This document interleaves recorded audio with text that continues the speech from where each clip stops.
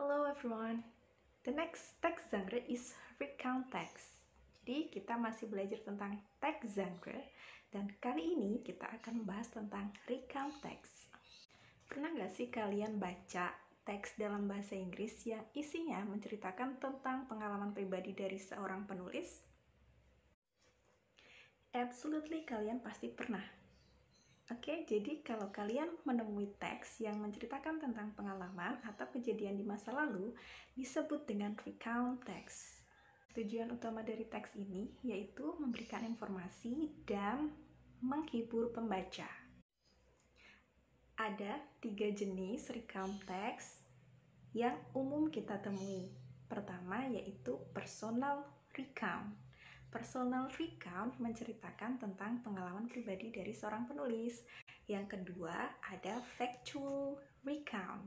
Factual recount ini menceritakan tentang penemuan hasil eksperimen atau ilmu pengetahuan serta laporan dari kepolisian.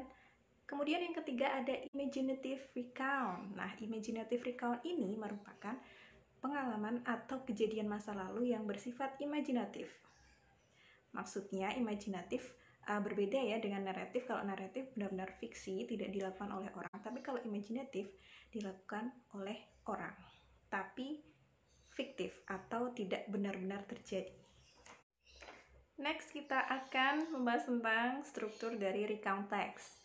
Setiap teks memiliki struktur yang berbeda, termasuk juga recount text. Ada 3 struktur utama dalam recount text, yaitu yang pertama orientation, yang berisi pengenalan apa, siapa, bagaimana, kapan, secara singkat.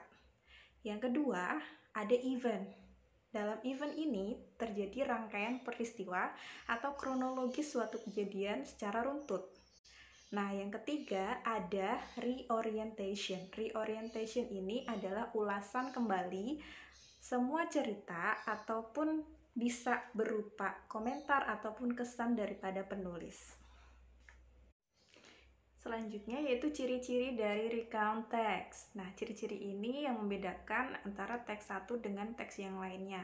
Recount text biasanya menceritakan tentang pengalaman masa lalu. Kalau kalian ingin menceritakan semua hal di masa lalu kalian, pasti kalian menggunakan past tense atau tenses masa lampau. Oke, kemudian yang kedua menggunakan conjunction and time connectives.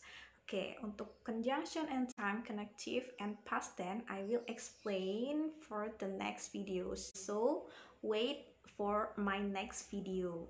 Thank you for your attention. Bye.